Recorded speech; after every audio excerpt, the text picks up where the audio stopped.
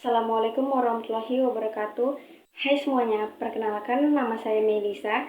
Sebagai presentator keempat tim 1 Inovasi Teknologi Biologi akan mempresentasikan materi tentang mikroorganisme penghasil zat-zat organik, enzim, dan vitamin, serta mikroorganisme penghasil obat.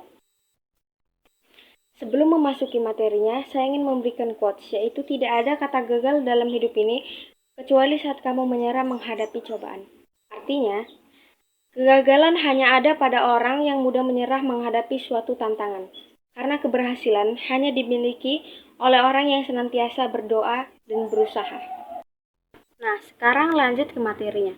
Dalam pengembangan industri non-pangan, mikroorganisme juga mempunyai peranan yang besar.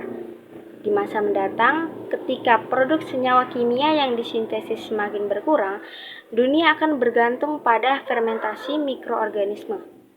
Fermentasi mikroorganisme hasil rekayasa genetika terhadap substrat-substrat dapat menghasilkan senyawa-senyawa kimia, antara lain asam amino, asam sitrat, enzim, dan vitamin. Asam amino yang dapat diproduksi oleh mikroorganisme antara lain asam glutamat dan lisin. Asam glutamat digunakan untuk pembuatan MSG atau monosodium glutamat atau vetsin yang digunakan sebagai penyedap rasa masakan. Lisin merupakan jenis asam amino yang tidak dapat disintesis oleh tubuh hewan, tetapi diperlukan dalam jumlah yang cukup besar. Kemudian pembuatan asam cuka atau asam asetat dibuat dari bahan baku alkohol. Alkohol dapat diperoleh dengan cara fermentasi karbohidrat secara anaerob oleh ragi. Asam sitrat secara alami terkandung di dalam buah jeruk. Asam sitrat digunakan untuk pemberi rasa, campuran es krim, antioksidan, penaksir pH, pembuat emulsi dalam perusahaan susu, pembuatan deterjen, dan pembersih belerang pada cerobong asap pabrik.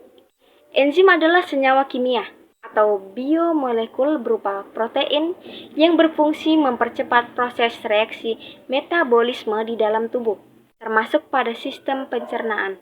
Utamanya, tubuh memproduksi enzim pencernaan untuk membantu proses pemecahan nutrisi dalam makanan agar lebih mudah diserap oleh sistem pencernaan. Enzim banyak diperlukan dalam industri makanan, farmasi, dan sabun.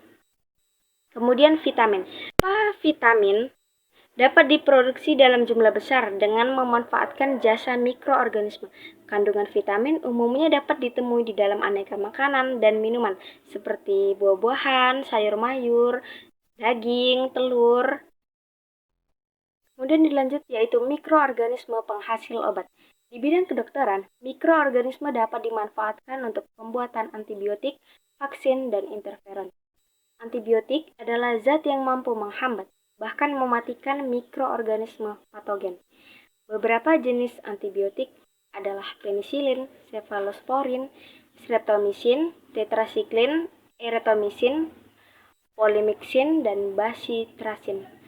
Vaksin adalah mikroorganisme atau bagian dari mikroorganisme yang telah dilemahkan kemudian dimasukkan ke tubuh orang yang sehat untuk memicu terbentuknya sistem kekebalan. Kemudian interferon.